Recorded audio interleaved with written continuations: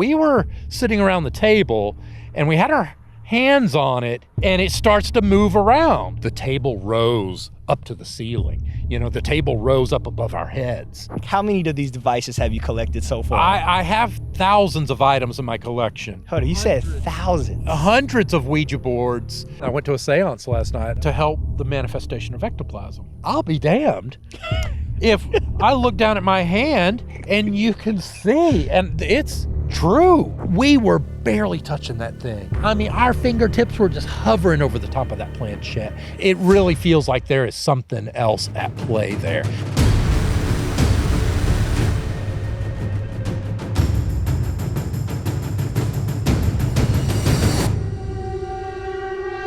All right, guys, welcome back to another episode of the HORRORble podcast. Tonight, we have a very, very special person here who has a bunch of knowledge about things about the Ouija board and all kind of other crazy, what would I call them? Spirit communication apparatus. Spirit communication apparatus. Yeah. Sorry about that, y'all. How you doing, man? I'm doing fantastic. Beautiful night here in Austin. Can you tell the people your name and where you're from and what you do? Yeah, I'm Brandon Hodge. I'm an Austin-based author, collector, and historian. I'm the curator of the mysteriosplanchette.com website and author of the upcoming book, Supernatural Machines. You got a lot of crazy stuff to talk about tonight. We do. Indeed, we do. So let's start early on. Where exactly are you from? Well, I grew up on the Texas Gulf Coast, okay, and I moved to Austin in 1996. Okay. So were you fascinated with spiritual, creepy stuff early on as a kid? Oh, absolutely. I mean, one early example is Larry Kettlecamp's Haunted Houses book. It was like a scholastic book fair, yeah, and it had the Brown Lady of Wratham Hall on the cover, and or maybe it was the Tulip Staircase Ghost. So yeah, I was fascinated with that book, and that and Mysteries of the Unknown. Okay. The what was it, the Reader's Digest? Yeah. Just all that anomalous stuff. I ate it up, light as a feather, stiff as a board, yeah, in our middle school library. That was another one, Bloody Mary. Yeah. I ate the creepy stuff up as a kid. That's good. Probably started watching horror movies a little younger than I should have, but The Exorcist and Witch Board, and that's how we get here, right? Exactly, yep. Did you have any paranormal experiences when you were young? Again, like light as a feather, stiff as a board, these more tactile experiences, Okay. More so than, I saw a ghost, right, necessarily. Lord knows there was a lot of, I kind of grew up in the woods on a farm. So there was certainly a lot of that ingrained horror in being in the dark out in the woods. I can see that. Which we brought with us here tonight. Definitely have, right? I tell people all the time that I've had this experience since I was little, and I think it goes over people's heads. Yeah. And they think it's the experience where I remember being a kid very vividly and like brushing my teeth in the mirror and like go to spit in the sink and look up and a shadow figure would run by. Oh, wow. Yeah. And I always ask people, like, did this ever happen to you? And everybody's like, no. So I don't know if it's just me or... I did have like a sleep paralysis episode very early on. I remember I was running like a really high fever. One of those times when you camp out on the couch, right, in the living room, and mom gets you the Sprite and everything. And I remember I woke up in the middle of the night and I tried to go to the bathroom, and I must have been like sleepwalking, but I imagined there were thousands of like glass needles like coming out of the ceiling and I got stuck in place. I was like scared to move, and I could only imagine what that looked like if my mom had walked up, and because I was like frozen in place, like I was scared to, it was like Doctor Strange, one of the all the glass shards. Yep. That's what it was like, and so we I think as children we're more susceptible to the imagination. Is crazy too. It runs wild. Yep. So let's jump into this. You collect all of these communication devices, right? I do. Yeah. When did this start? So I moved to Austin in 96 and moved here to play music and wrap up my degrees in history and English at UT. And I started to really get into modern American spiritualism and studying that and the history of that. At the same time, I got a job at Barton Creek Mall, and I'm working the magic counter at this place called Lone Star Illusions. Okay. And I got tired of magic tricks pretty quick, but in the process of that, I learned about bizarre magic, which is a very macabre thing sort of redheaded stepchild of the magic community. It's more popular nowadays, but bizarre magicians tended to focus on the occult, macabre, very ritualistic stuff. Yeah. And so I created a haunted antiques, very like seance style performance. Okay. So I had all of these legitimate antiques that I had rigged up and gaffed up in ways that would produce effects. Okay. And so between studying this history in college and using those stories as part of this routine, and also buying antiques for that show, I acquired my first automatic writing planchette, a Selchow writer from 1890, and then, you know, the gnarliest Ouija board I could find on eBay, which was in its infancy at that time. So this started out as magic? It did, yeah. And led into talking devices for the other side? Yeah. Okay. Yeah, started with magic, yeah. Which one would you, or let me ask you this, how many do you have? How many of these devices have you collected so far? I have thousands of items in my collection. And if you start categorizing them, hundreds of Ouija boards, hundreds of automatic writing planchettes, hundreds of pendulums and associated devices, dowsing apparatus, a ton, hundreds of pieces of fortune-telling items, astrology calculators, zodiac horoscope calculators, galvanic apparatus. It's more than overtaken my home. I mean, it's you got a museum in your home. Yeah, it really is. It's okay. Which one would be your favorite? Like, do you have one a special tie to that you're like? Well, again, if you categorize things, it's like, yeah, I've definitely got a favorite talking board. I think, if I'm often asked if I had to, if there was a fire and I had to run, there's two that really come to mind. One is the plate glass Kirby number 4 writing planchette. I have no idea what that is. All right, so a writing planchette, and we'll get into this history more, but a writing planchette is a precursor to the Ouija board. It was a wheeled, heart-shaped board, a little larger than a Ouija indicator, but similar. Yeah. The Ouija indicator is also known as a planchette, so it's where it gets its name. But these are heart-shaped wheeled boards, and the point of the heart has a pencil that runs through it. And so you would place your hands on it just like you would the indicator of a Ouija, but it would write out with this pencil. So it would move in the same mysterious way, but it would write on a big piece of paper. Yeah. And this one came out during the great planchette craze of 1868 here in America. And it's just the pinnacle of automatic writing apparatus. It's got beautifully engraved brass casters and ivory wheels, and it's plate glass, so most of them are wood, so you can see the writing as it's being produced. And it's the only one we've ever seen, but that's the case for a lot of items in my collection. But that particular one is extraordinarily rare.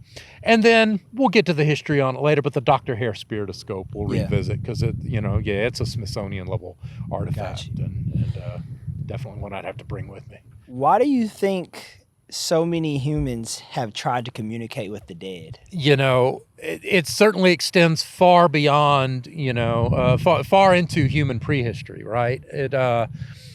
There's just that yearning to have the blessing and the curse of self-awareness and the intelligence and that most humans anyway are possessed of, and to not want to lose that, to think that this, that you can persist after death, that you won't lose that with the short lifespan that we're granted with. And so, people reach out with that most existential of questions, does the soul persist? And, there are many who believe that these items provide that answer, which is a huge part of why I'm so drawn to them. Do you think these same people who choose or try to communicate with a loved one or whoever they may be trying to reach out to, they don't always know if it's exactly that person or not? Well, that's true, and it's like me, even as a skeptic, and I consider myself sort of a soft skeptic, right? I'm like, show me the money, right? Just show me the evidence. Let's see it. Money. And in fact, I was at a seance last night, and I saw some money. I was like, hey, that's a story to tell. Yeah. But for people, it's like, as a skeptic, if they're not talking to a spirit, at the very least, they're talking to an element of their subconscious mind that they are communicating with. And to me, you know, if it's the memory of a loved one that they are reconstructing, that's no less poignant and beautiful, you know, quite frankly. And that provides comfort to many. I mean, you can see that until you're floating on the ceiling. Right. Right. But let's jump into this history. Yeah. Because I think this is very important. As we talked on the phone before, people just think it's the Ouija board and only the Ouija board. Yeah, it's one of those struggles I always contend with is, you know, Ouija for many years has been held in this sort of vacuum. I mean, when I got started in this, I debuted my website in 2012, and at that time, very few people knew what a planchette was, other than the indicator of a Ouija board. Right. You know, the Ouija is, you know, comes along around, just to set up the timeline, comes around in 1890. Modern American spiritualism gets its start in 1848. So we've got, you know, a 40-year history where almost immediately people start bringing in apparatus and methods to try to expedite communications with the dead. And there's this incredible varied history, not only leading up to, but beyond Ouija as well. And because it is now in the modern era the most well-known, everything else kind of got forgotten. I mean, there's some other researchers and collectors out in the world who knew the stuff existed for sure, but it's only special, and it's the one that we know now. Yeah. It wasn't particularly special in its day. It was one of a plethora of devices that had their day in the sun. Yeah. And so I'm trying to shine that light back on them. Got you. I want to check myself really quick and hold myself accountable, because I hear you saying Ouija. Yeah, right. And I would say Ouija. Yeah. Which one is it? It's both. Okay. So it's officially Ouija. Okay. See, I didn't know that. Yep, Ouija. But very early on, people start saying Ouija. And what we see really in the 1920s is it starts to transform. Like Ouija is more of a verb. Like, do you Ouija? Got you. Okay. And so, and then you said there's the name of popular songs, Ouija, Ouija, tell me do. Some of that is trying to dodge the Ouija trademark. Okay. So they'll slightly mispronounce it. But even at one point, you know, the makers will trademark the alternate pronunciation as well. Okay. You know, and they'll even say in some of their ads, Ouija, WEE-JA. But it is Ouija, but Ouija is certainly common, if not more common. For all the ones watching, just like me, who was saying Ouija, it's not correct. Ouija is the way to say it. So I know you had mentioned 1848 is the start where it all really began. They were doing something called spirit rapping. That's right. Can you tell us about that? You've done your homework. A little bit. Yeah. So we're actually coming up on the anniversary of it. So this takes place in Hydesville, New York, which no longer really exists. I mean, it's still there, obviously. It's no longer the township it once was. It's really in the middle of nowhere. It's about 40 minutes or so out of Rochester, New York. At the time, it was a farming community, had a blacksmith and everything else. And the Fox family lives in a small rented cottage there. Cottage, not college. The Fox family live in a small rented cottage there, and they begin to experience what we would term poltergeist-like activity, mostly knockings and rappings and, you know, weird noises. And this plagues them for a couple of weeks, and it's frankly terrifying to them.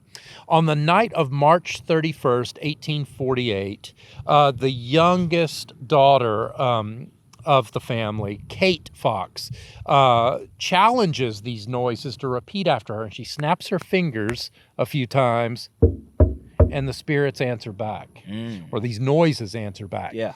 And so this creates a fervor. All the community, so starts to gather up around it. The Associated Press is about 5 years old at that point. This story starts to spread from this small community into nearby Rochester. Things get really hot there in Hydesville, especially after these noises, after they establish communication. Because you think, okay, this really sets the foundation for everything, right? How do you communicate with a snap, with a rap? It's just a noise. Yeah. How do you communicate with it? So they start to establish a code, right? for this isn't the exact code they use, but in the modern parlance, we'd like blink once for yes, twice for no, right? Yeah. So they established that you can ask it numerical questions. How old are my daughters, and it raps out boom. 23 or whatever. Yeah. They stumble upon the idea of alphabet calling. Let's call the alphabet out to them. They can signal a letter with a knock. So A, B, C, D, D. Okay, someone write D down, and in that way you can you can spell out words, phrases, sentences, and not long after the movement begins, entire novels. And so that is the real breakthrough: is they're able to communicate more than yes or no answers or numerical answers. They're able to communicate actual words. So the trouble that this family gets into is that it spells out a name of a supposedly murdered peddler named Charles B. Rosma. Okay. And, well, he claims he's been murdered. Well, this is a rented cottage, and other members of that community had lived there in recent years. So suddenly, and this repeats itself all throughout this history. There are these false accusations of this other farmer. Must be the guy who murdered the peddler who never existed. And there's no historical evidence of anyone by that name. Yep. And so the young women who the raps seem to follow around, this is Kate and Maggie Fox. They're teenagers. They're the Fox sisters. The Fox sisters. Yeah. They are relocated with their elder sister, Leah, to Rochester, where they begin putting on performances.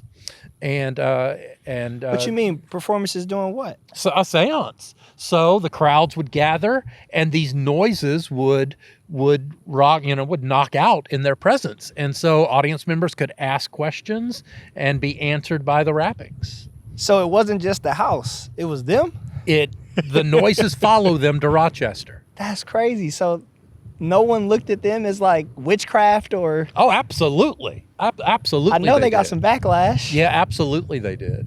And so, even Rochester starts to get a little hot.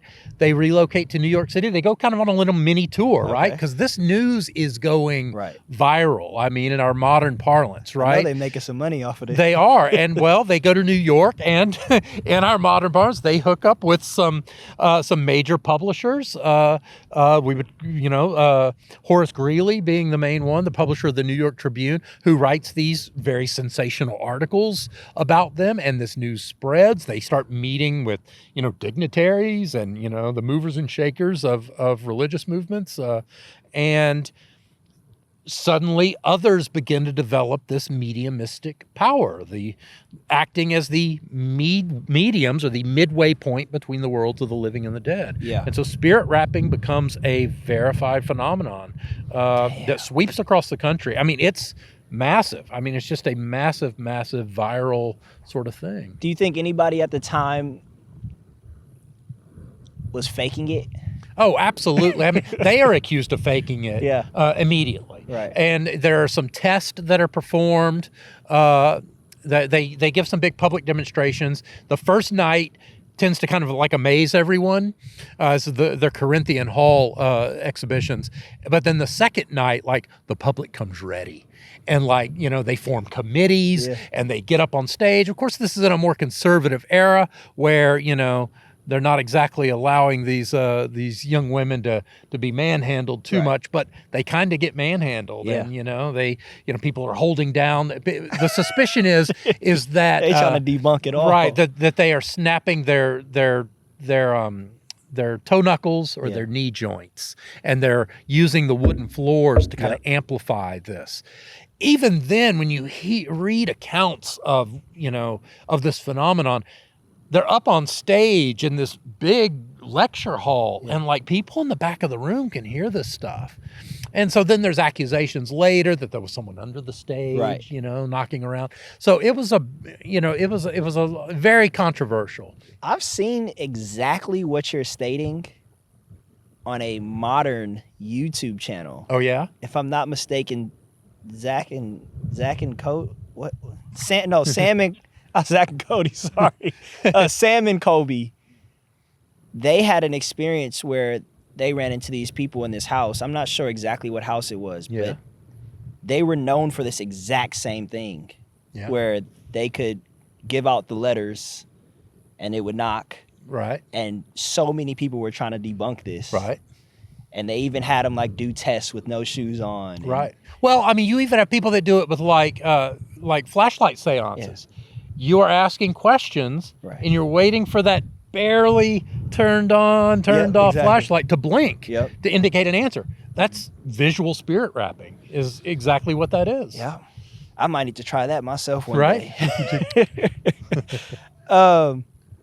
So I know the Fox sisters experienced, or their experiences triggers, you said, a religious movement. It does, yes. Tell us about that. So the sisters themselves are the teenage viral sensation, right? But that alone is not going to start a religion. Okay. It's going to merge with a few disparate things. One, you've got the Quakers, which were a major religious force at that time in America. Now they're largely unknown, but they were pacifists, very peaceful. They are taken in by some Amy and Isaac Post in Rochester, some major Quaker figures who begin to kind of promote them as well, and they begin to adhere to a lot of those Quaker beliefs, and abolition being one of them. And so, which was already a major movement in America at the time. But also, you have another very important figure in this that plays into it, and his name is Andrew Jackson Davis. Okay. Andrew Jackson Davis is what we would term a trance speaker or a channeler. He is... Meaning that they speak through him, correct? Right. So he is... what's known as a mesmerist. So we're going backward in time a little bit, but mesmerism is the sort of protoculture of modern hypnotism. The belief that certain gifted individuals can make these special passes over another person's body in order to realign their animal magnetism, is what it's called. Their internal magnetic fluid. And they're able to manipulate it to cure disease and heal. Okay. But that begins to transform as that belief evolves into the idea that certain gifted individuals can put others in a trance with the same power, and that person then exhibits miraculous abilities while they're under a trance. This includes speaking languages they don't know, being able to identify words in books that another person is holding while they're blindfolded, ESP test, identify this card, and communing with the dead. Seeing and speaking with spirits, and this will evolve into trance speaking. Yeah. So when the Fox, they're often credited with like inventing spiritualism. There was already a belief in ghosts. Right. There's already rapping spirits, and there's already trance speakers, and one of them is Andrew Jackson Davis, the famous Poughkeepsie seer. He's already famous in his time. He's already published numerous books. He has a newspaper devoted to the spirit wisdom that he is receiving through his trances. So he's not a mesmerist. He's what's known as a somnambule or somnambulist. He gets put into the trance by a mesmerist and begins speaking with the voices of the dead and communicating what he's seen through them. So by the time the Fox Sisters phenomenon explodes across America, there's already an established sort of quasi-religious network of people that are studying Andrew Jackson Davis's trance writings. Okay. And it all congeals. And by about 1852, they begin to call this spiritualism. Speaking of the 1850s, moving up a little forward, table tipping. Table tipping. Well, we're right there at it because Andrew Jackson Davis is responsible for really the rest of this conversation. Okay. When Andrew Jackson Davis finally latches on to it, he's like, all right. There's something to the spirit wrapping. He publishes in 1851 basically an instruction manual on how to hold proper seances. Part of that is you're going to gather in a circle around your table, and the table is going to be the center of your focus in these seances. It's going to ground everyone. And again, he's into mesmerism and animal magnetism, right? So he instructs followers to put a magnetic, basically iron and nickel and copper rope in their laps to create a galvanic chain. Okay. This is an age of quack medicine, right? So they're emulating a battery, essentially. Males and females would alternate around the table to induce a magnetic charge the same way a primitive battery is alternating copper and nickel plates. And that's there's an exchange of ions that creates a charge. So he's trying to get his followers to emulate a battery by forming a chain and to link hands and rest your palms on the table and wait for the raps. Well, for anyone who's ever used a Ouija in the modern era, the instructions are place your hands on top of the little board and wait. And eventually your body's going to start settling in and your biology's going to get bored with itself and it's going to start moving mysteriously. And so for the people who follow Andrew Jackson Davis's instructions, particularly Philadelphia's first circle, they start to report back and they're going, hey, so we were sitting around the table and we had our hands on it and it started to do some freaky stuff. Can't deny that. And it starts to move around. Yeah. So you should try this. Yeah, do it, listeners. Get right on that. You talking to me? Yeah, like, get a few friends together, place your fingertips on the table lightly, give it about 10, 15, maybe 20 minutes, and it's going to start rotating. It's going to start moving. It's going to start rocking, and it'll become more pronounced with time. And just as with spirit rapping, you can ask the table questions.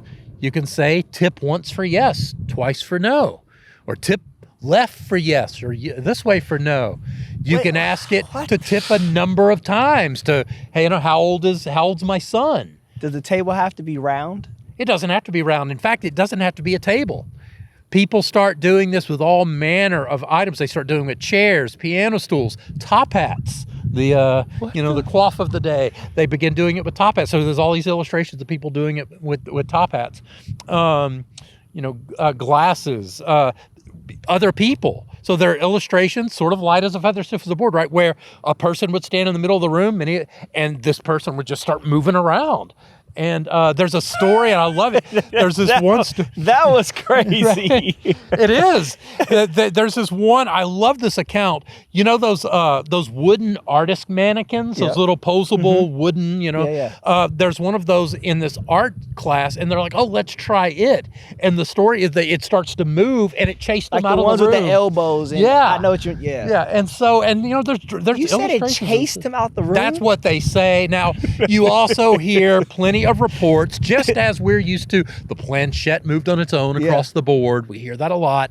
You get the same accounts of, and you'll just see these parallels repeated through the decades of the table rose up to the ceiling. The table rose up above our heads. And you read so many accounts of that. I know some of these people are fabricating or bullshitting it. I mean, it's incredibly convincing, just as, again, I know our stepping stone here is the modern Ouija. For anyone listening who's used it, it's incredibly convincing. I mean, it's a convincing phenomenon.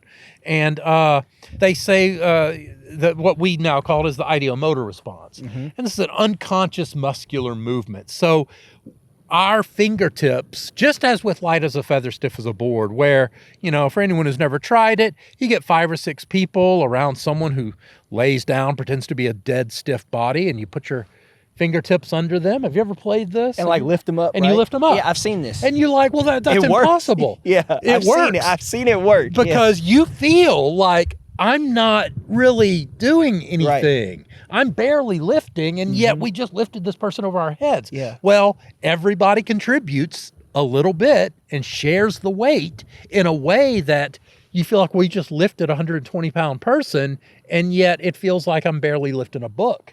And that's because you're just lifting a little portion of it, and your brain perceives that you're lifting far more than you're actually contributing to. Another example I've used, because there's a precursor to this that a lot of these scientists in the day used to debunk table turning. Because remember, they're using big dining room tables in many cases, and these things are heavy. I mean, they're heavy, but they're moving around the room and jumping around and tilting. And, What you mean? You should, They're moving around the entire room? Oh, yes. Dining room It's tables. time to go. Right? It's time to get out of here. And so at the time, there's a precursor to this with what was termed at the time magic pendulums, or a lot of studies that had been done in the 1820s, so a few decades prior. And I used to perform this, right? So a pendulum. So it could be anything. It'd be a wedding ring hung off a string. It could be an actual pendulum, whatever. But, a string and a weight. Mm-hmm. And in my performance in magic, I could, you could blindfold an audience member and have them hold the pendulum perfectly still. And you could coach the movement of the pendulum back and forth in certain directions in a circle. I could cause the pendulum to move in those ways, being held by another person while they're blindfolded, trying to hold it still by using seated language. Like, what do you mean seated language? Imagine you're driving, you're holding the pendulum, right? And you're blind, but imagine you're driving down a straight road in West Texas, right? And suddenly this thing starts to move in a straight line. Got you. And then, all right, but I want you to imagine you're falling down a vortex, a whirlpool, you're being sucked in, and suddenly that thing will change directions and start moving. And again, it's imperceptible subconscious muscular movement that they don't feel, they're not trying to do it, but their body does it anyway. So that doesn't mean you're actually communicating with something other than yourself. And that's no less miraculous to me. But the people watching can perceive this if they don't understand it as something is moving it. Yeah. I mean, even when it's the people themselves, again, look, that's part of the Ouija's ongoing, enduring popularity is how eerie and uncanny that feels. You're pushing it. No, I'm not. I'm not pushing it. You've got to be pushing it. It's not me. It's got to be. That's so true. That's how it works. Dang, so I'm learning tonight because it's not someone who you're speaking with on the other side. Depends on your belief. I mean, you just said scientifically it's the person that's touching. Well, that's the great debate, between science and religion, right? So that is a debate. Yeah. It's a debate that raged over spirit wrapping. It's a debate that raged over table tipping. And it's, I mean, it's hard to say if you're moving giant tables. Yeah, but you got 6 people. You got 6 people around it. You ought to see the size of these tables in these illustrations. I mean, legit dining room tables, and there'll be 5 or 6 people circled around it, and it's like, especially like years and years ago, the big wooden tables. Yeah, those are not light.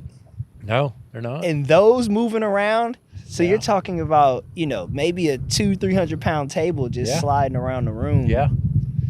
And as if alive. I mean, and exhibiting intelligence, because again, you can call the alphabet out to the table now. You don't need a medium. That's crazy. And you could be, hey, table, A, B, C, D. And so there are a lot of methods that are used to expedite these communications, and this spreads all over the world. By the summer of 1853, this is a worldwide phenomenon.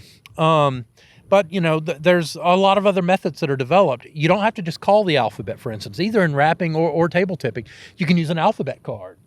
And oddly enough, and that's why, we started off, I said, I try not to treat Ouija in a vacuum, because by 1850, there are alphabet cards on the table of wrapping seances. And they're described as having 2 arced rows of letters and a line of numbers and yes, no in the corners. On these tables? Yeah, well, you could set it on the table.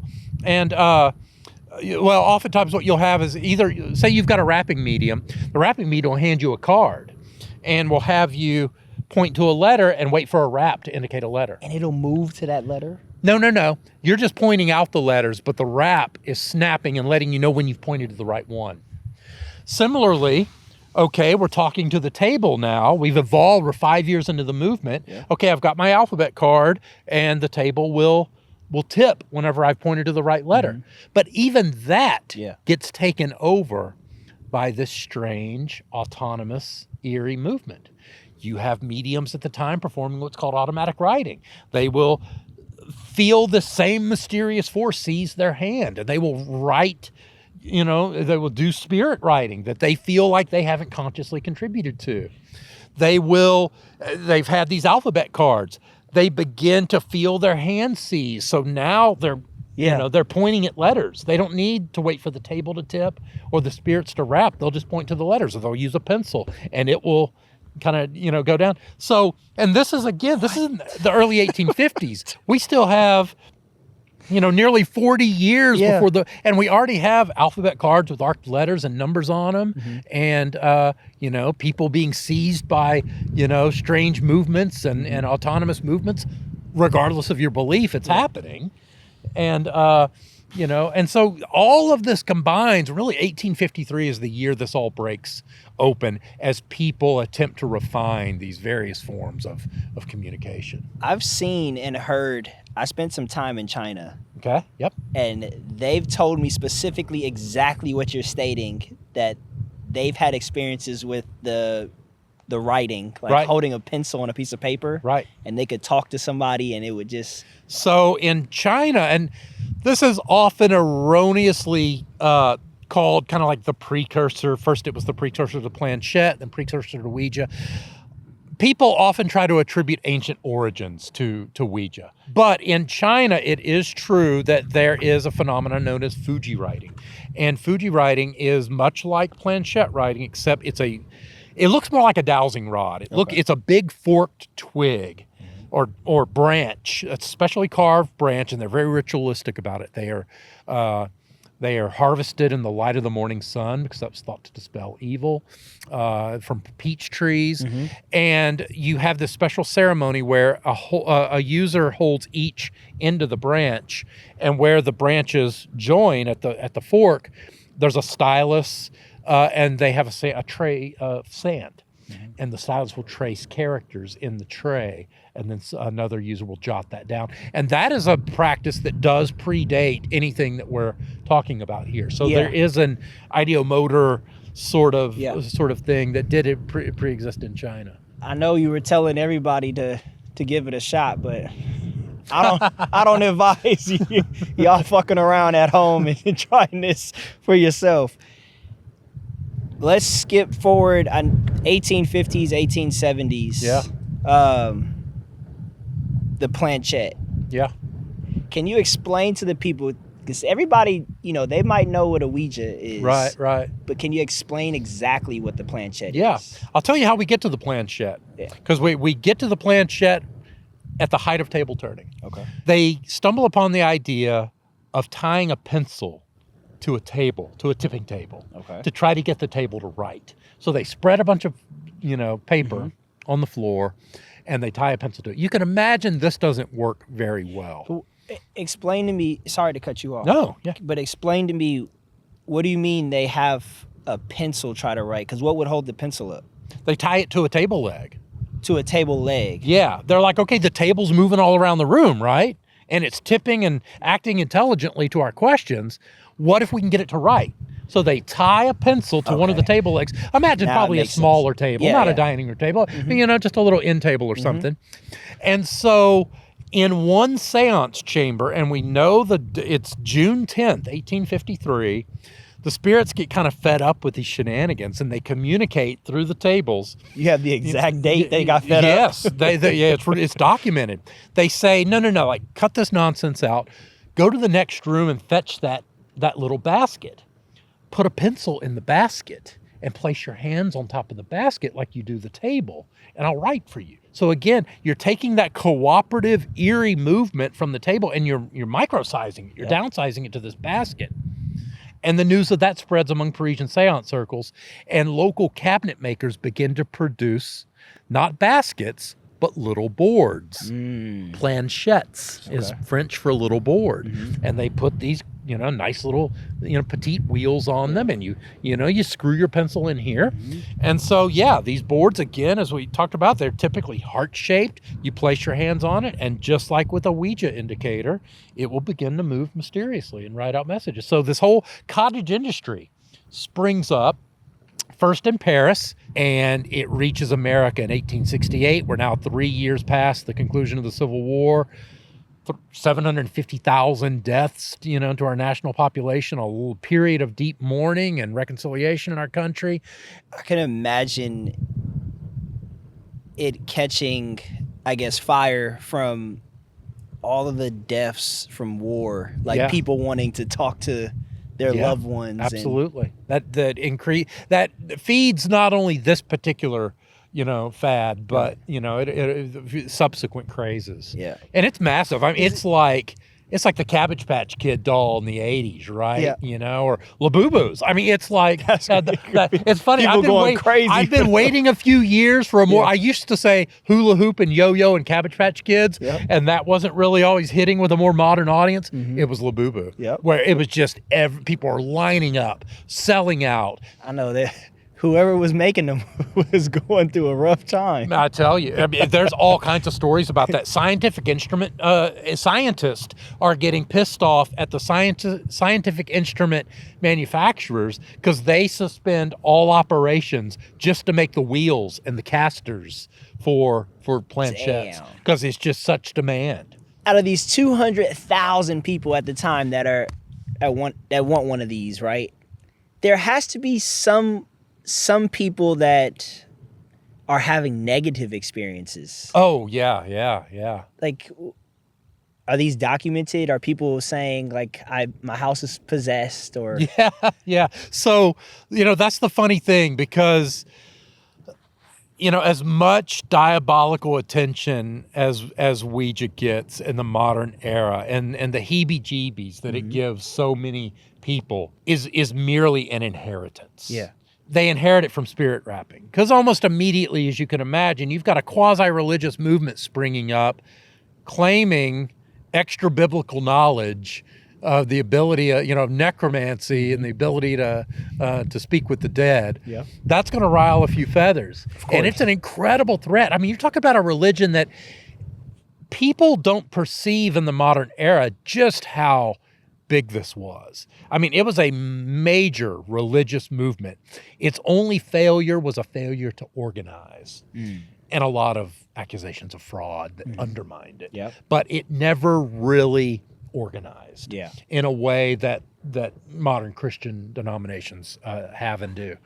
And so very early on, the Fox sisters are accused of diabolical associations. There's one version of their story, which is a fabrication that was assigned to them later. But I talked about how young Kate had snapped her fingers and the Raps responded. In later tellings of that story, she said, "Mr. Splitfoot, do as I do." Mr. Splitfoot being the cloven-hooved devil. Again, but and many scholars repeat that. It was not contemporaneous, but that later that diabolical association gets reassigned. And so table tipping, same thing. In my book, I've got this great spread of all these headlines, and on one side they're positive. Oh, the miracle of table tipping. On the other side, it's table tipping is the devil's work. It's diabolical. Exact same accusations. There is an article, and I love this, and it brings in Chinese Fuji writing. But this article first talks about spirit rapping as being diabolical. Then when table tipping comes along, they reprint the exact same article, exact same words, except they replace spirit rapping with table tipping. Then when planchettes have their day, they reprint the exact same article, but they replace table tipping with planchettes. And they do it again, damn it, with Ouija years later. Lazy fuckers. And it's the same article, and again with these diabolical accusations. So, which is why I spend a lot of my time trying to undo this sort of script that gets repeated among, particularly in our sphere of influence, like the paranormal circuit, right? Yeah. Where, that The Exorcist changed everything. That Ouija was this innocent, just this innocent parlor pastime, no association with the devil until it was used in this 3-minute scene in The Exorcist. And that can be immediately disputed just by going back to the 1960s. We don't even need to go back to the 1860s. You can go to the 1960s and see hundreds of headlines. Ouija's the devil. In the wake of its acquisition by Parker Brothers in 66, its popularity, it outsells Monopoly in 67. You have all of these pastors and evangelicals saying Ouija's of the devil. Hold on. The Ouija board was outselling Monopoly? In 1967, it outsold Monopoly. A lot of y'all out there are really talking to the dead, huh? That's crazy. It's still a hot property. My favorite sort of counter story to these modern associations with, The Exorcist made Ouija evil is to go back to 1853, the birth of planchettes. It's actually 1854. This guy publishes this work, and it's poems and conversations through the pen and board. Is the translation from French, but it's a French account, and this planchettist he's a French guy. He's using a planchette to receive communications, and he has a spirit guide. Her name is Louis, and she communicates. I remember the spirit guide had drowned in this great drowning in Naples, so she's got a backstory. Hold on. Yeah. Spirit guide, right? Meaning this person is passed away. You're right. That is guiding him through the planchette. Yes. Okay. So a very common, many rapping mediums and onwards had a primary spirit that would be their contact on the other side. See, this is where the shit becomes tricky because you don't know who really you're talking to. Right? Yeah. And there are, and this is why I love pointing this stuff out, there are illustrations, 1853, where... we talked about automatic writing, where it's labeled automatic writing, and there's a guy and he's at a table, he's writing, and there's this winged, hoofed, horned devil with a forked tail leaning over him with his hand on his hand. And another depiction of another guy at a table writing, and there's an angel kind of coming down, and there's a line drawn from the angel's hand to his hand, and then behind him another horned figure that's just kind of sneering with a hooked nose. This is a picture? Yeah, it's an illustration, from that era. Yeah. So with Matthew is this particular writer who has this spirit guide.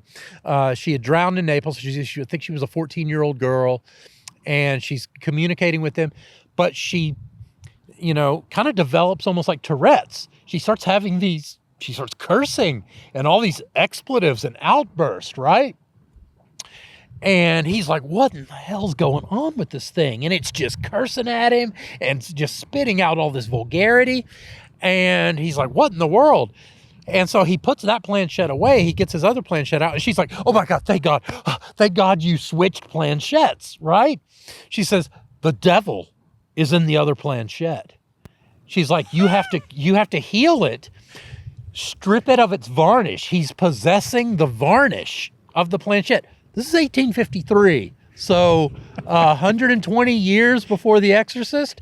Strip the varnish, and I'll be able to use it again. The dude strips the varnish, and she's able to re-inhabit that planchette. And around the same time, the Bishop of Viviers pens a pastoral letter forbidding the use of table tipping and planchettes for that reason. And clergy, there's one group of monks who begin communicating with Satan through the tables. Like there's all sorts of stuff like that. Nobody's excluded. 120 years before The Exorcist, and you're already setting the stage for what will become our modern belief in you're opening doors you can't close. Yeah. 100 years before The Exorcist, and people still blame The Exorcist. Yeah, to this day. Yeah. But if you don't have the knowledge, then or you haven't done your homework. Yeah, it's out there. All right, guys. All right, y'all. Before we go any further, I just want to let y'all know a little bit about one of our sponsors. If you're not familiar with Yumwoof, they make air-dried dog food. They have a product line called Perfect Superfood, which is designed to give dogs raw diet benefits without the risk. You guys eat whatever you want. A lot of us go on diets, we get to pick and choose what we eat, but does your dog have the same options? Unless you got a dog out there that's hunting its own food, the dog really doesn't have a choice. So you need to make the correct choice for your dog so that they can be healthy. The ingredient list is super clean, no fillers, no gains, no synthetics. It's just real, thoughtfully sourced food for dogs. What I really love is the convenience. There's no refrigeration, no prep, no defrosting.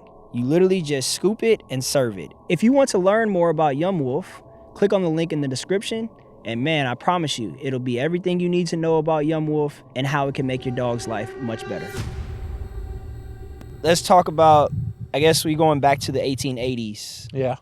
Talking boards. Yeah. Is that the same thing? Yeah. So we're following the progression, right? So exactly. there are attempts, hey, put the planchette on, there's this guy in 1871, 72 that creates an alphabet board. Says, hey, put your planchette on it instead of, stop reading that messy writing, right? Because planchette writing is damn messy.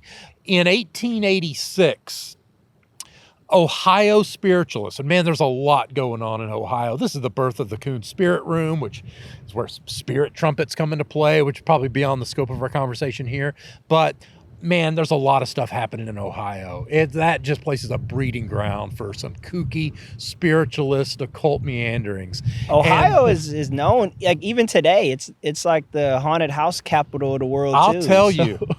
Athens County, Ohio is one of the spookiest places I have ever been in my life, and I visit spooky places as a profession. Yeah, I got to go there now. Man, there is something haunted in those hills. Yeah. I'm telling you, that in upstate New York, there is some creep there. I love it. I absolutely love it. But in northern Ohio, spiritualists there begin pairing the idea of the writing planchette and its strange, mysterious movements, but refining them by building these alphabet boards. And these alphabet boards are identical to what modern, well, not identical, but, very familiar to what a modern user would recognize as a Ouija. It's got yes or no written on it. It's got a double arc of alphabet and a line of letters. They are only directly imitating the alphabet cards that have already been in use by generations of spiritualists. Gotcha. And that erupts as a in newspaper headlines across the country. And again, people begin making them. In particular, one I like to mention is the W.S. Reed Toy Company. They see it not as a product, ironically. For a toy company who had all these patents, this is the biggest blunder or the biggest missed opportunity in American toy industry history. Because the W.S. Reed Toy Company reads these articles and they think, hey, wouldn't it be funny? President Grover Cleveland's getting married next week in the White House. What if we made him, we're going to call it a witch board. What if we made him one of these witch boards and sent it to him as a wedding present? So the W.S. Reed Toy Company calls a bunch of reporters and they do a little press conference, right? And they're like, here it is. Yeah. Here's the witch board. It's got the alphabet and the letters and all this messages on it. And we send it off to Grover Cleveland. Makes national headlines. Gets reprinted all over the country. Ha ha, this toy company made a witch board. Yep.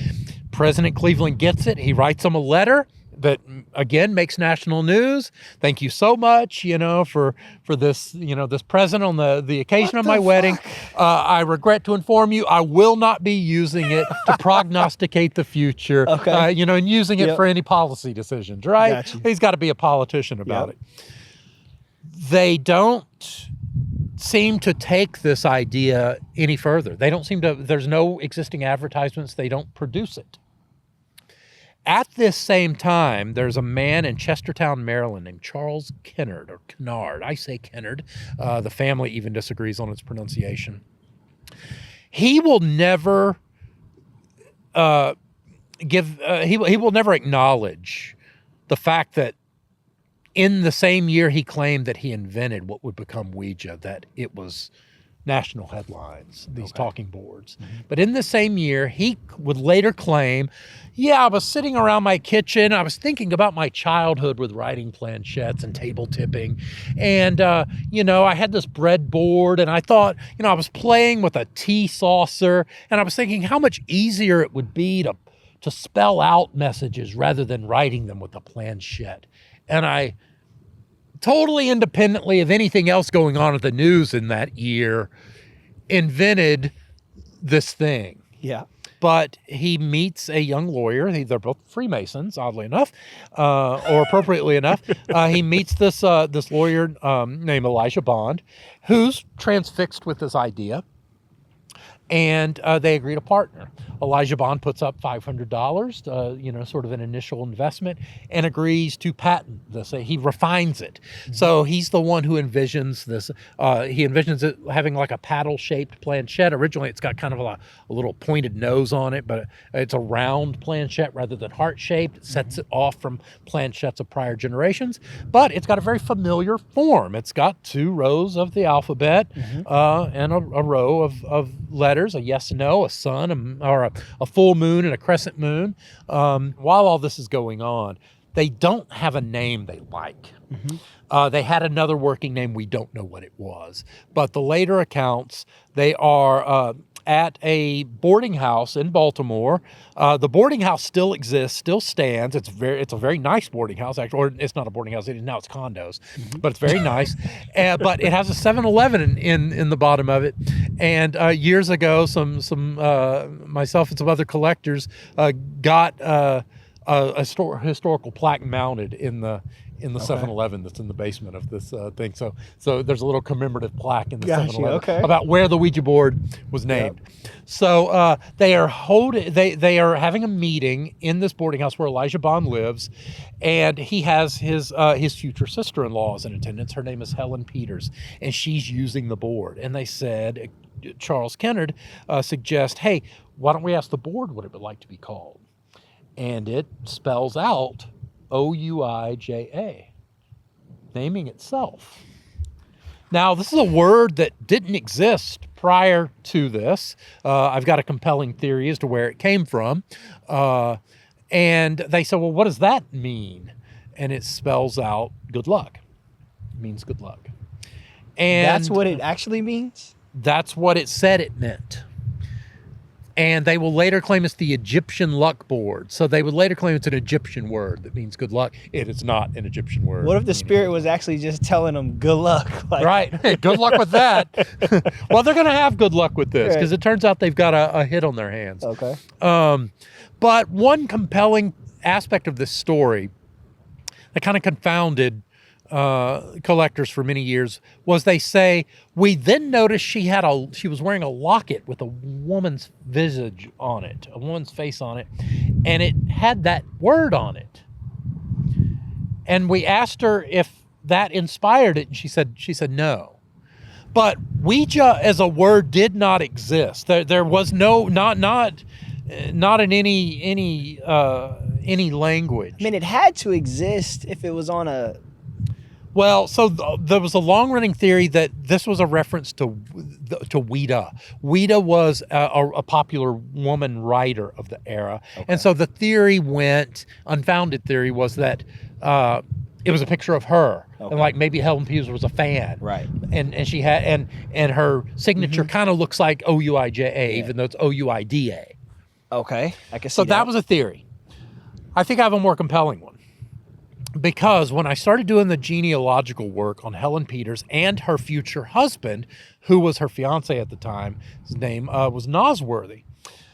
The Nosworthy family was a major spiritualist family in England. So he came from a spiritualist family in England who they were the host family of the famous medium, one of the most famous mediums of all time, much less her era, named Cora Hatch.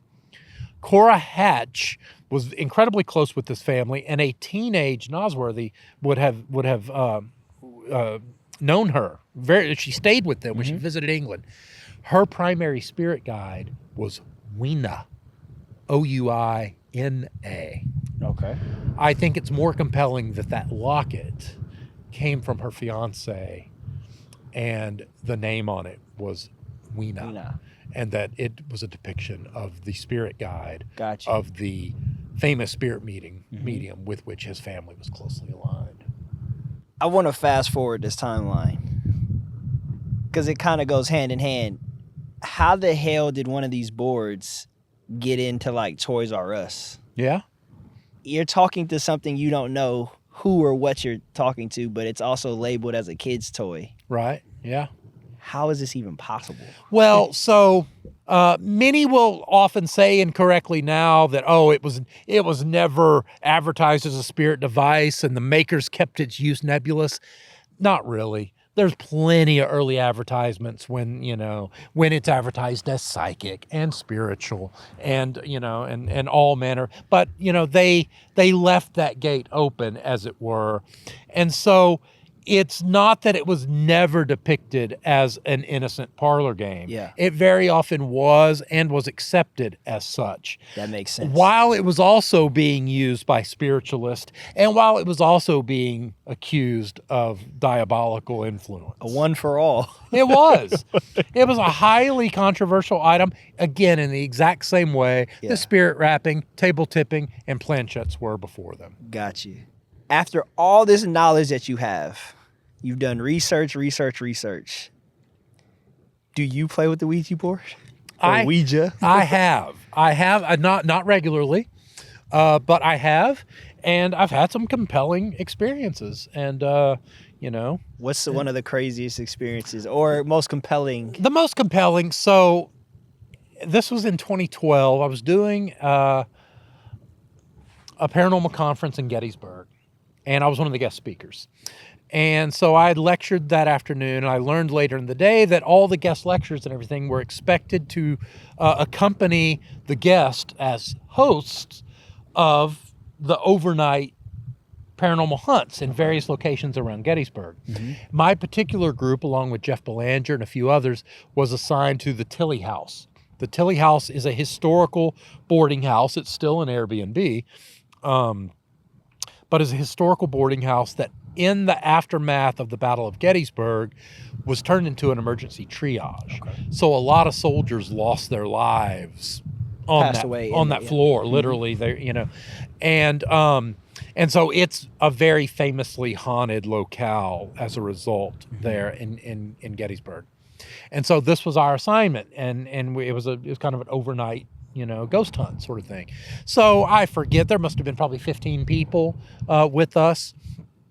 And a few things happened that night. One, on the Ouija specifically, we bring this thing along and we decide, because what else am I going to do? I'm not one of these tech guys with the EMF readers and all that. I mean, I know about that stuff, but So let me pull out a Ouija board. Right. Well, there was a flashlight seance that night, so I got to experience that. So that took place. But yeah, we went downstairs, right where all these in the middle of the living room where all these soldiers would have died, set up the Ouija, and let people go at it. Here you go. Were people open to it? Oh, yeah. Now, the paranormal community, I think, still has a long rehabilitation with Ouija ahead of it, but they're getting better about it. It was nobody that was there out of the 15 people that was like, hell oh, no. We'll get there. We'll get there. So we start using it, and I'm just instructing people at first, and like 3 people would be on, and then 2, then 4, then 3, and everybody's just taking turns. But man, after about a half hour, that thing is going, and it is spelling things out quickly. We are learning. I remember we had a primary spirit, and I'm going to speak in terms of belief now. Okay. I am personally skeptical. I think that our brains are very good at conjuring up these collaborative stories. That's no less amazing to me that we don't just spell out random gibberish on the board and actually tell a cooperative, story. But in terms of belief, we were speaking to a spirit that claimed that she was a nurse there that night that was helping wounded soldiers. We got dates of her birth. Her death date was 1868, which I always remember because that's the year of the great planchette craze here in America. Her husband, her husband's name, her name, names of other spirits that were nearby, descriptions of a dark presence that didn't want to be identified, all sorts of these things. And I mean, and this takes a while, right, to get this stuff. But man, after about an hour, I was like, scoot over. I gotta, I need to experience this. Right. Because, and so, I'm with it with 3 other people. And man, I'll tell you, it was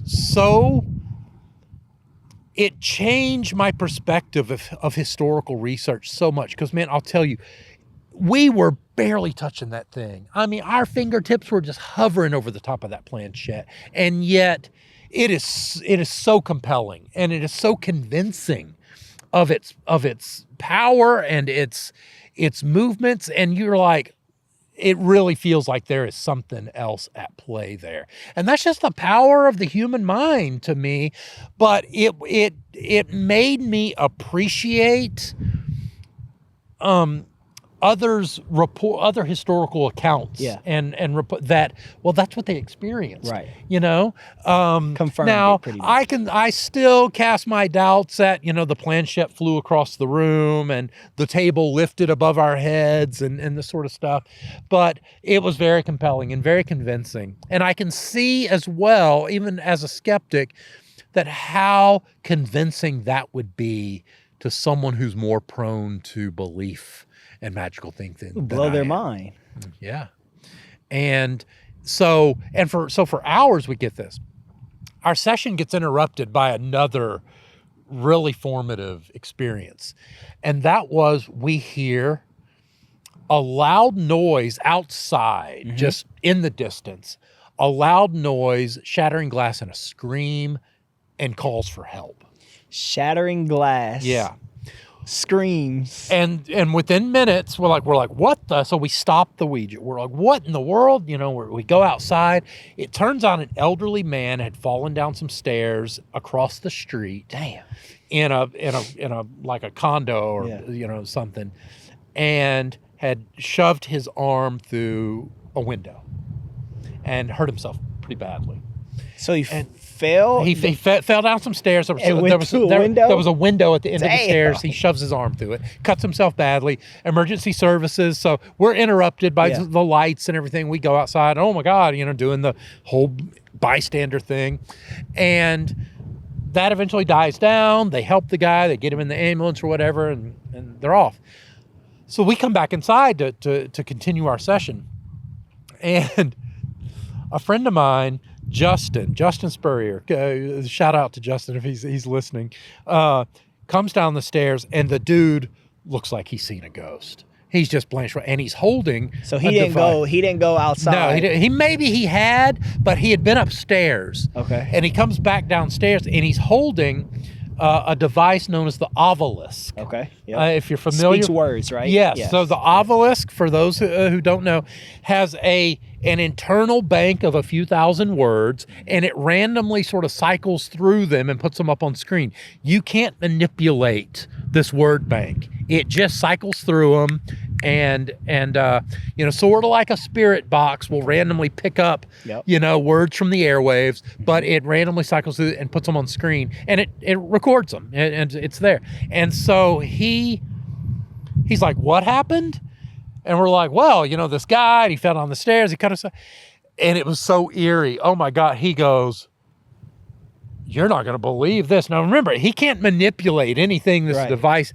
In the last 15 minutes while this was all going down, that device had spit out the words, help, help, blood, glass, stairs, help, help. There was no way for this guy to go back in time and, like, while that event was going down, this thing is spitting out a series of words directly related to what we had just witnessed. I got a small theory. Let's hear it, because and this may be dumb, but I'm just gonna say it anyways. What if that device, because he was so far away, the vibrations were going to the device? I don't know. I don't know that tech. I'm a primitive tech kind of guy. Because I don't know how these work. Yeah, I know. Something. But man, that was eerie. That's right. And so that made the night memorable. And then we get back to the Ouija, and the night does get kind of spoiled by some ladies who, if I remember correctly, had ironically been upstairs witnessing the flashlight seance, which was okay. Spirits manipulate a bulb on a flashlight, and that's okay. But they came downstairs. They were freaked out by the fact that there was a Ouija in the house. But then they agree to use it. We kind of talk them into trying it. We had been at it for about 4 hours at that point, and it's getting very late. We were like, well, why don't you try it? No. And of course, then it starts spelling out devil and we were like, yeah, well, you kind of brought that to it.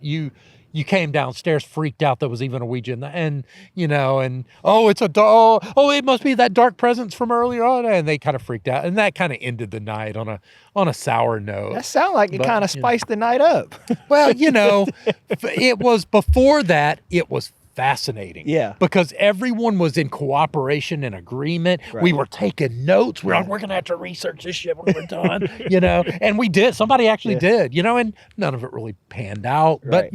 But it was intriguing enough that we were like, we got to figure out this. We got to do some research and find out the names of the nurses and her husband or, like all the stuff that was being reported to us. And so, but yeah, just, another night behind the talking board. That's crazy. And actually, I want to say this. Anybody at home watching this right now, tell us about your Ouija board stories because I want to hear what you guys believe and what you guys think about that because I'm sure a lot of you guys have a lot of stories. I want to talk a little bit more about your collection. All right. You're getting these devices from many different places, correct? Yeah, all over the world. Yeah. Has there ever been an instance where you might have brought something home that was unexpected? It's funny. I just had a major U.S. spirit medium in my house 2 days ago. Yeah. And, I get a lot of visitors from folks in that realm, from practicing spiritualists and medium. I have never personally had any sort of encounter like that. Ironically, I've got some stories from before I started collecting. And very often, it's funny, my home was on the Weird Homes tour here in Austin back in 2019. Okay. Unfortunately, the pandemic kind of just ruined the Weird Homes tour for us for a bit there. But several times. I had 3,000, is it 3,000? Yeah, close to 3,000 people. Or no, I might be exaggerating. I think it was 1,300. It was over 1,000 people. Came through my house in an 8-hour period. No incidences, except that many of these people showed up knowing I was the house where all the Ouija boards were, right? Yep. And they came to get me. They were like empaths and psychics, and they were going to come, and they were going to like show me. They came with like a weird chip on their shoulder. Yeah. 3 or 4 times that day, these people came up to me and went, I'd like to apologize. And I'm like, okay. I got to be honest with you. I came to expose all the negative entities in your home. And I got to tell you, this is one of the most passive, peaceful places I've been in weeks. It's like a library in here. Thank you so much. And I stand corrected. Yeah.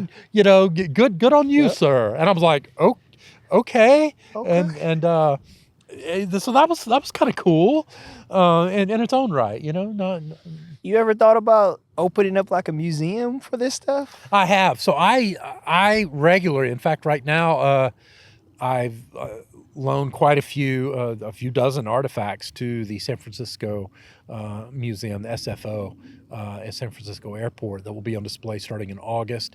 And I spend a lot of time loaning artifacts to museums. The recent, a few years ago, we had the Minneapolis Institute of Art had a major Supernatural America exhibit. More recently, the Peabody Essex in Salem, Massachusetts had the Conjuring the Spirit World.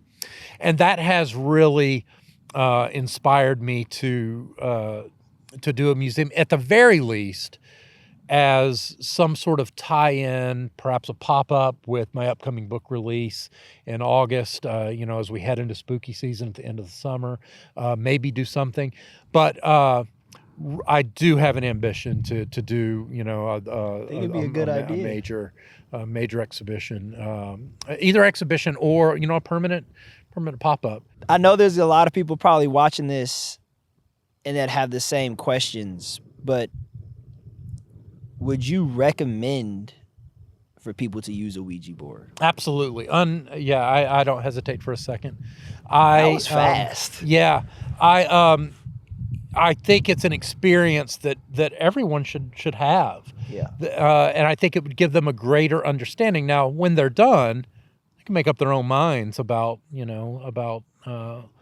what they experience, but I think it is a worthy and worthwhile experience.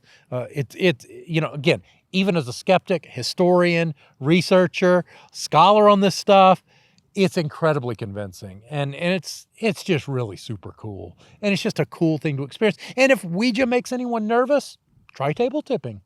I don't, because there's going to be so many people watching this that are like, that's demonic, that's demonic. Of course. And again, I would point to several things. One, I'll never forget, another collector and I were in an antique store. I think we were in New Jersey. And he asked the guy, hey, it was a great antique store too. He asked the guy, hey, you can get any Ouija boards in here? And the guy flipped out on him. Oh, how I would not have do that. Oh, I do, I do paranormal investigations. I've done exorcisms and done all this. Oh, well, it opens doors you can't close and all this stuff. And I'm offended you even asked. Like, maybe you need to leave. Oh, okay. Guy leaves, and I'm still in there. I'm still poking around, and I went, what about planchettes? What? What's a planchette? I said, well, it's a heart-shaped writing device, a precursor. Oh, well, that sounds okay. What? What's the difference, dude? Yeah, that makes really? no sense. Okay, spirit writing, that's cool. There is something visceral about the Ouija. And it's programming, okay? It is decades now. Again, you've got folks who have tried to blame it on the diabolical depictions of The Exorcist. That certainly did not help. But to me, the vitriol of the late late 1960s is, because what happens is we didn't even really get into William Fold's history with Ouija. William Fold is the manufacturer of Ouija from after the original Kenner Novelty Company, which turns into the Ouija Novelty Company. It's a lot of boardroom drama that we haven't gotten into here. The company ends up licensing production rights to a guy named William Fold. He first produces Ouija with his brother. He's the most famous name behind Ouija because he owns it. He dies in 1927 from a fall off his factory roof, which gets a lot of... He's adjusting a flagpole. He's helping some workers with a flagpole and falls from his roof. And so that gets a lot of attention. He's cursed, that still gets, I can see that gets sure. brought up. But he was just a hard worker and he wanted things done right. He's adjusting a flagpole and falls. Sure, the Exorcist didn't help. Don't get me wrong. It doesn't help the situation. And now we've got this visceral element where we just vaguely sort of, she's talking to Captain Howdy, and then the planchette moves on its own and, and doesn't want to talk to her mom. And then, a few scenes later, she's spitting up split pea soup and her head's, turning around. And so that doesn't help. Then Witch Board comes around in the 80s, horror, it becomes a staple of horror movies. And what I would suggest to, or what I would urge listeners who might want to try it, is all of these modern superstitions and the squeamishness that we have toward it are almost universally Hollywood. I'll notice your guest, Skara, Mistress of the Macabre, was on a few weeks ago, and she had mentioned how she had an early experience and had failed to close the board. Mm-hmm. Modern Hollywood superstition that has entered the paranormal lexicon of our generations. Gen X inherits all of this stuff. There's this famous scene in Witch Board where the guy goes, he's the preppy guy, and I think his name's Brandon actually, and he kind of goes down the rules of Ouija. A lot of those are made up for the movie that have entered occult practice in the modern era. They were made up for Hollywood. The one I really love to cite because it's so brilliant is the idea that looking through the planchettes portal, the peephole, that you could see ghosts. Absolutely 100% made up for the 2013 or 16 Ouija, the first Ouija movie. Yeah. The one from 10 years ago. Yeah. That belief is now accepted as long-standing practice. Brilliant writing. I love it. So cool. 1,000% made up by the writers for that movie, and it is now accepted as modern occult practice and what we call Ouija-stitions. There got to be some people that might have seen something through one of these things. Yeah, they could have since, right? But I'm just saying that there's no documented evidence of that being. Again, it's now posited as this accepted belief, and that's not to say that people could not have experienced that, but there's nothing on record from before the first Ouija movie. But what if, I mean, it is kind of crazy to say no one thought about it, but what if they were the first to actually think about it and now people are actually having these crazy experiences? It could be, but that experience is influenced by something either something they saw or something they've been told is an established belief. Just like saying goodbye. Yeah. Right? Closing the portal. Yeah. Modern belief. You think that's bullshit? Yep. Yeah. Is it a good idea? Probably, especially, again, whether or not you're communicating with spirits, maybe there is something to, even if you're speaking with your own, you're communicating with your own subconscious mind. Yeah. Maybe there's something to closing it out. Mm-hmm. You put your laptop down, right? You close the screen. Maybe not a bad idea. Is a demon going to get loose if you don't do it? That's where I often challenge those in the paranormal community that express these beliefs. Like, okay, talk to me logistics. We're speaking to spirits.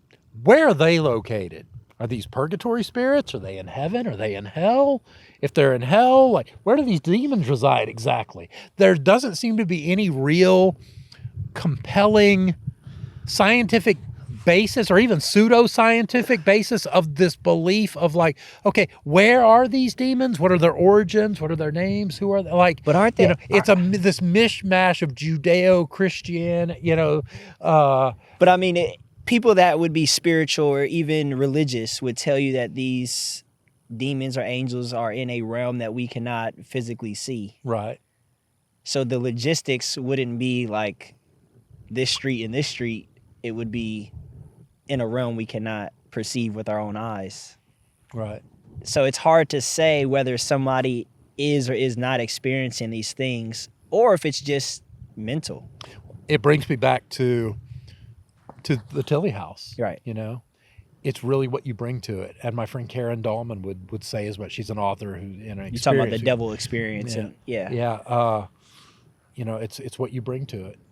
And that to me, that holds true even if you do not believe in the paranormal and you believe that it is merely ideomotor response and subconscious biological byproduct movement of your fingers that you're not perceiving. Even then, if you bring dark perceptions to that, you're going to have a negative experience. That makes sense. Because there's a few things that I'm thinking about as far as, like, do you know Damien and Nicole? Oh, yeah, absolutely. Yes. Exactly what you're saying is kind of how they perceive it. Right. And register it. But then you have people like, do you know Dee and Chris Moon? Yes. Yep. They're like full on talking to spirits. Yeah. So then I don't know, you're saying one way is what you bring to it. Right. And they're saying these things actually exist and they're actually different people. Right. I don't know what to believe. Yeah. I mean, that's just a difference of belief. That is true. As I've said, show me the money, like show me the evidence. I'm willing to, so just last night, I'd mentioned to you this morning, I went to a seance last night. I had a visit by one of the main mediums of the National Spiritualist Association of Churches, which is a very old institution. Okay.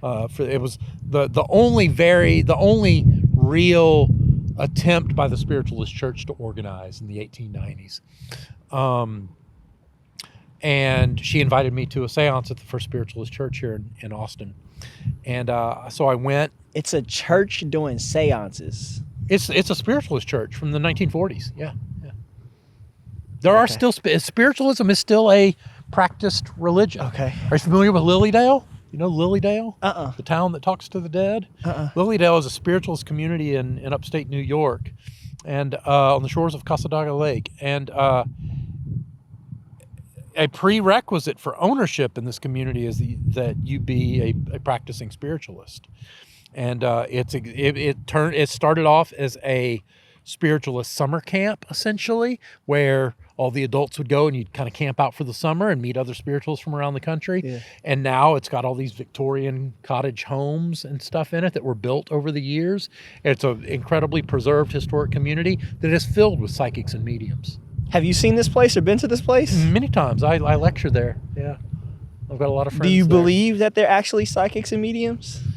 I believe they're psychics and mediums. Now, what they're doing with, that's at least what they're.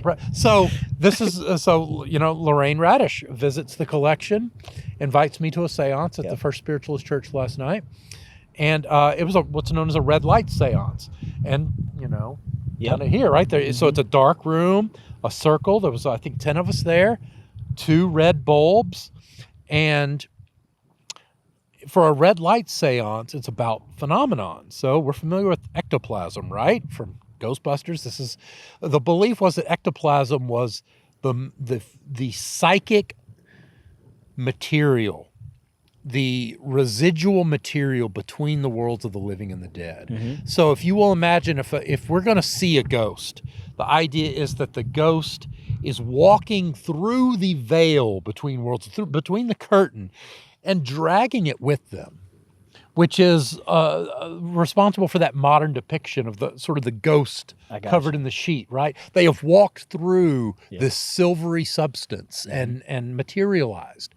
And so that's a whole aspect of spiritualism that we didn't get into, cabinet seances and all this. But in this case, the red light seance purportedly is to help the manifestation of ectoplasm. So we go.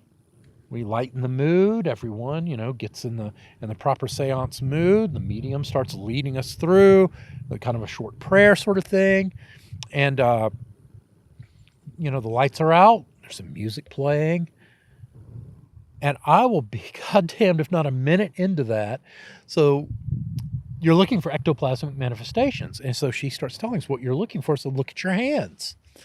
And you will see this wispy vapor that's emanating from your fingertips. She's like, there was a bowl of water on the table in the middle of the room. She says, look above the bowl of water. You'll see this wispy vapor. I'll be damned if I look down at my hand and you can see, and it's true. I mean, it's like everybody went, oh, wow. And you see, it's almost like, maybe you take a plunge and when it's freezing outside, and those people that get out of the water, they're sweating, or maybe you run a marathon, it's cold, and you're just kind of sweating the steam. That's what it looks like. And you're looking at your hands. I mean, I'm not hallucinating. And I'm like, I'll be damned. And a skeptical friend of mine had told me, I went to a ectoplasm workshop, same thing. Now, to me as a skeptic, there's got to be something about that red light. That's right? What I'm thinking right now. It's got to be some visual retention or something. But I'm like, we sat there for 45 minutes, me just staring at my hand and that bowl of water going, I'll be damned. But everybody's experiencing this? Yeah. No, there was every my something with that red light for sure. And so that's a legit phenomenon. Yeah. What is it? Probably some weird visual thing with red light. But you can see, again, as with Ouija, if you're prone to what researchers call magical thinking, if you're prone to supernatural or occult belief, there's your proof. Yeah. And that's what she said. I hope I provide you with proof of spirit. Right. And I'm like, well, that was some proof. I'm not sure what it proved, but, but it was legit. Yeah. Like, I know what I saw. It's kind of like the Marfa Lights. Have you ever seen the Marfa Lights? No, I don't know what that is. The Marfa, oh my God. What is You've that? got to go see the Marfa Lights. So outside of Marfa in West Texas, there's this legendary historical phenomenon and they've got a rest stop built for it, exclusively for the viewing of this. It's like if we're here now, it's kind of like seeing your neighbor's distant lights out there. They're further away than those are. But it's desert. You're out in the desert, and there's this ridge way, way off in the distance, off on the horizon. And there's lights that look not like the bright light, but but those dimmest lights, but they bounce and skitter across the horizon and kind of, it's no joke. And you hear it and you go, yeah, right. Right. Yeah, I'm sure. And there are some stories, it was like it's swamp gas and it came up to us. No. They are many, many miles distant.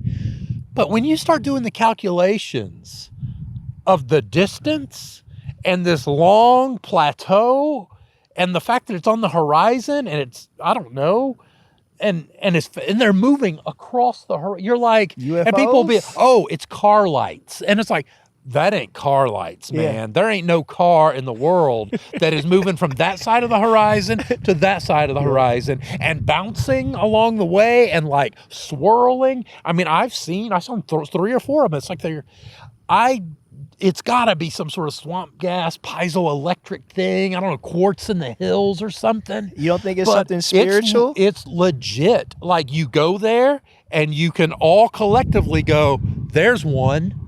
And you don't think it's an alien or something? Just like last night. We're all like, you seeing that? Like I can see it coming off your hand too. Like, and I don't know, the whiteness of your palm and the red light, everything else is dark, but I don't know. People's faces, you can kind of see. It's legit.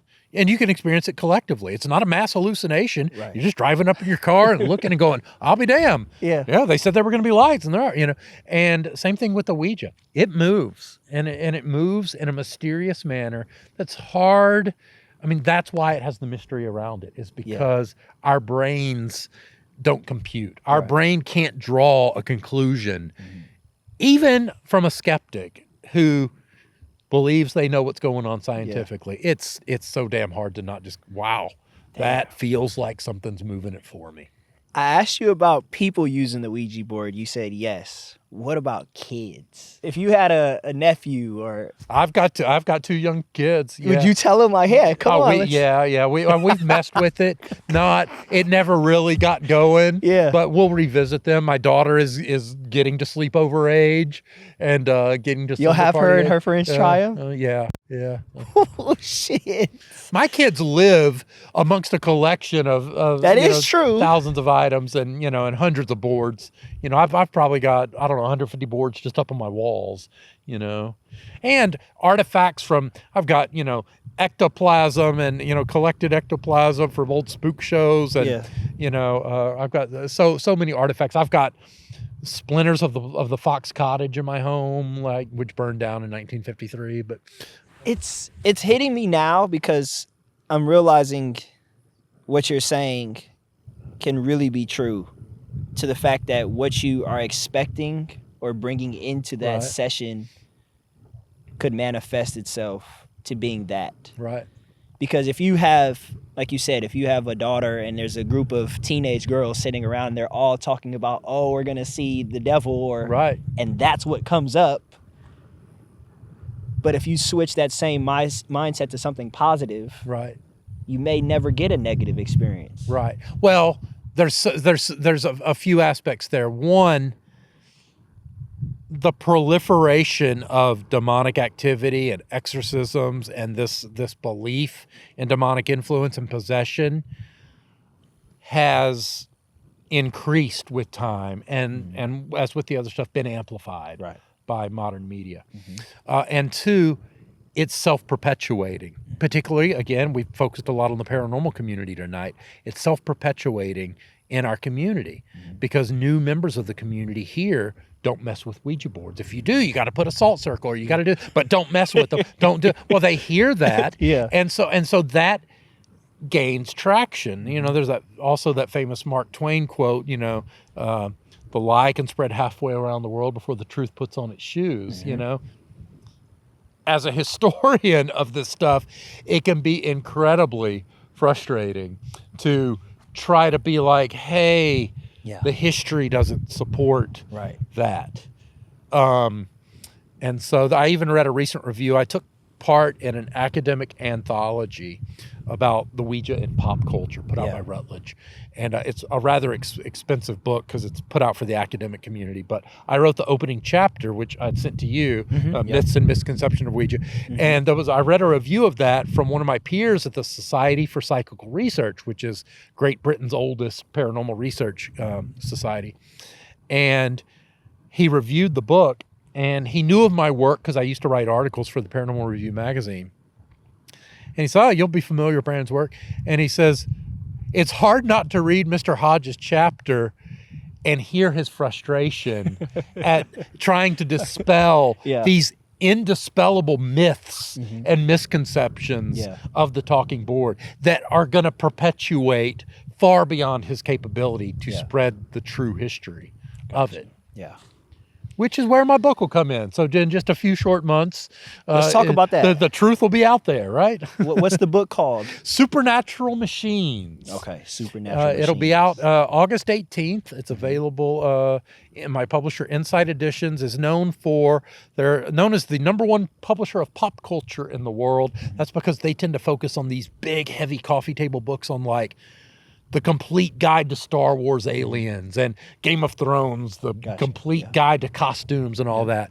Well, we're about to get the encyclopedia, the Bible, you will, of talking boards and spirit communication apparatus. It's a 432-page coffee table book that is Harry Potter book. a comprehensive history of spirit communication apparatus and how their influence and history weaves in through manufacturing history, religious history, pop culture.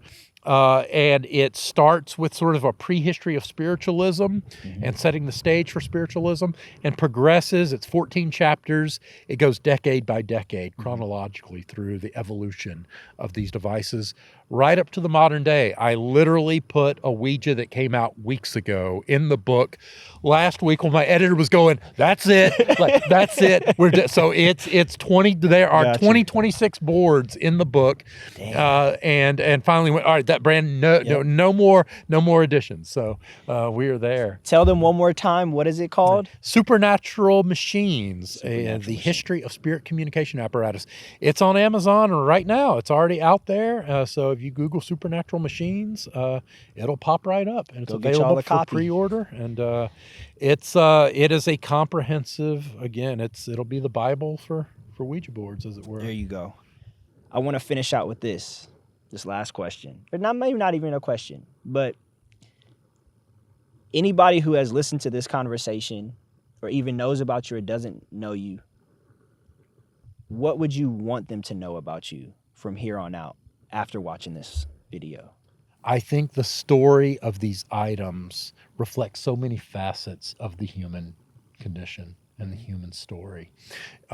It's a search for the answers to our most pressing existential questions, right?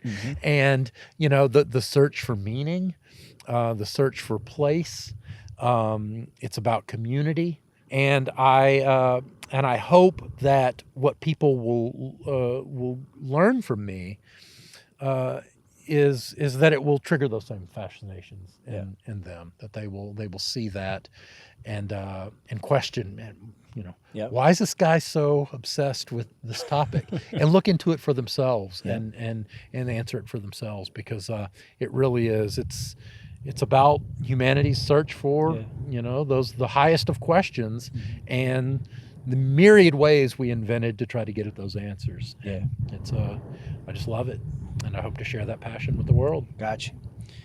Well, y'all, don't be crying to me if y'all at home trying out the Ouija boards and y'all got something following y'all home. So it's not my fault, but man, I just want to say thank you, man. Thank you for being here. Brandon Hodge, man, you guys go get his book when it does come out. When does it come out? About a month from now? August 18th. Okay. So just a few months. Yep. Supernatural Machines. And in the meantime, you can check me out at mysteriousplanchet.com is my main website. And Instagram's my favorite social media at Mysterious Planchette, or check some of my old content on TikTok, Occult Archaeology there. There you go, man. This is the planchette Ouija board specialist. And thank you guys to anybody watching. I appreciate y'all for subscribing, liking the content, and continue to support us and share it. Please, I appreciate y'all. Thank y'all. I love y'all. Good night.